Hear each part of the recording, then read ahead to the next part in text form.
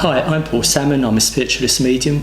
My guest today is another fellow medium, Sharon Sinclair. Hi Sharon. Hi Paul. Lovely to meet you. And you.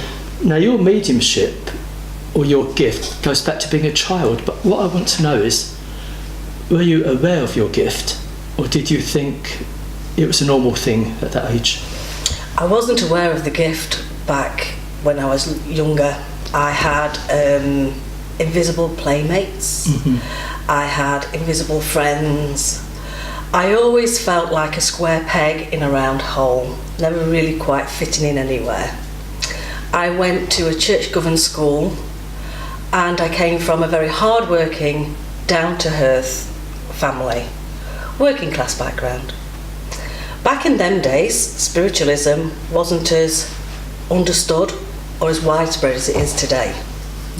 So there's always been a little tiny bit of me, knowing that I was quite a little bit different, but not knowing why. Did your parents ever catch you talking to your invisible friends? Yes. What did they think? They didn't encourage me at all. It was back in the days where, like I said, it was not really spoken about, not really understood. But did they think you were making it all up, or did they think you actually were? At first, they thought I'd got an invisible friend. Yeah. And then as time went on and more messages came through that was correct, they started to see that there was something there. Yeah. And that's when they sort of discouraged you? They didn't discourage me, they just didn't understand. A lot of people in the 60s didn't understand about spiritualism. It was more as time's gone on, and there's been a pro-movement forward with spiritualism, that people have started to look into it and started to understand. Because I had a brief chat with you on the phone. Yes. And what I recognise is a passion with you. Very passionate about I've never really met someone I've spoken with before. You like the enthusiasm, the passion for your way of life. So it's not just, you work as a medium. It's a way of life, isn't it? Yes. Spiritualism to me is a recognised religion, and I live it day to day.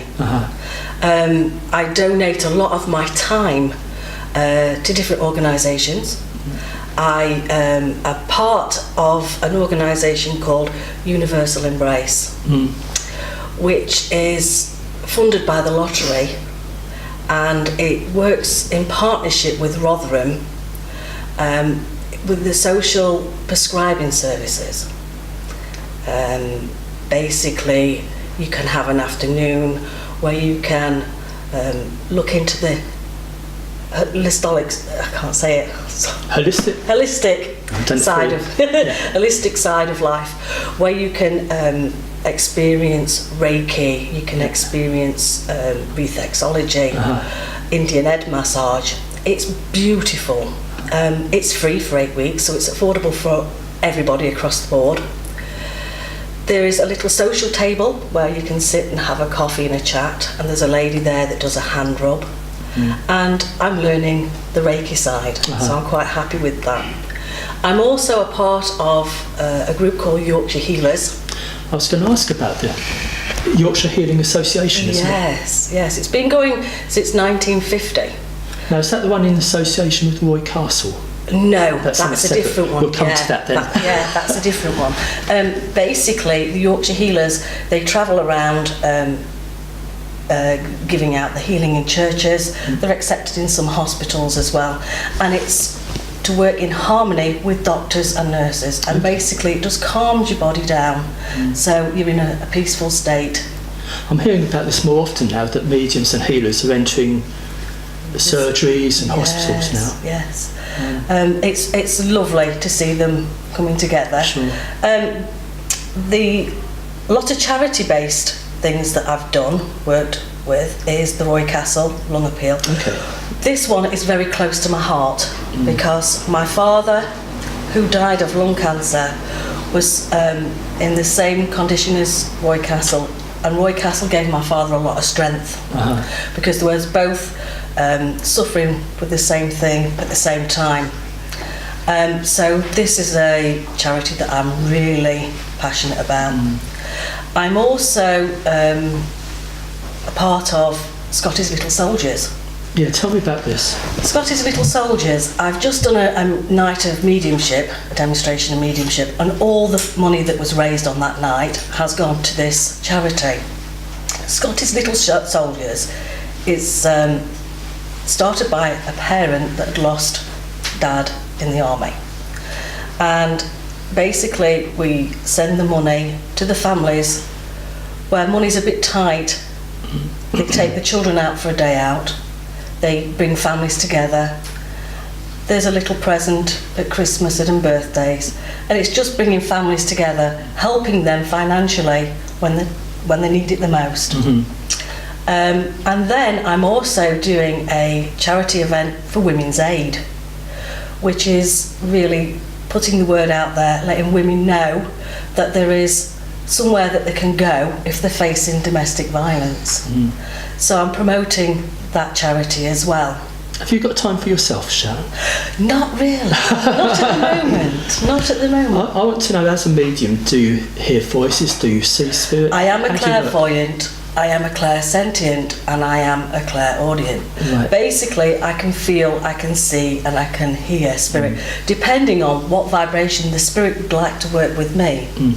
I'm just like an operator on the end of a telephone, and I relay messages to people and loved ones. So you work in spiritualist churches, and I do. And you do social functions to raise money for charities? Yes, I do. Yes. Tell me about this operating theatre. What happened there? Oh, right. I had an operation, and basically I was on gas and air, and as I was having the operation, I got a message through, and I delivered the message to one of the nursing staff in the operating theatre. Good grief. It was fabulous, absolutely fabulous. I had theatre people crying, and it was lovely, fabulous. Was that just before they knocked you out? I wasn't knocked out, I wasn't at all, but I could see lots of energy, I could see lots of lights, and I made a connection with somebody, and the nurse said it was amazing. So they come to you any time. I hope they could concentrate on you after that. Yes. Right, they could. I went straight to a spiritualist church after that, and I did a service, so yes, we were fine.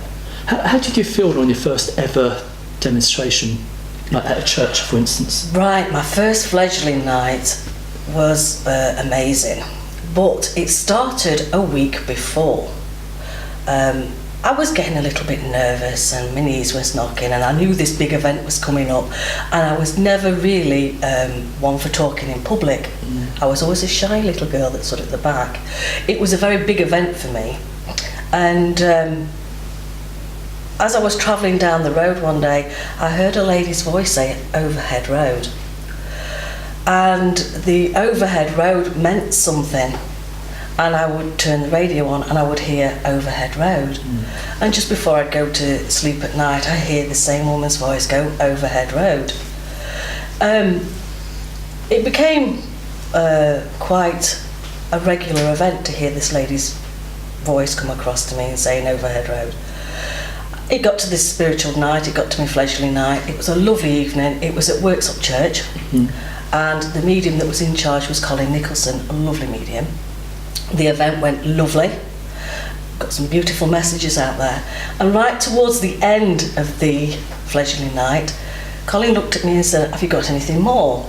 And as I said to Colin, "I've got a lady here saying overhead road," I looked and I said, took a chance, and I looked and I said, "I've got overhead road, does it mean anything to anyone?"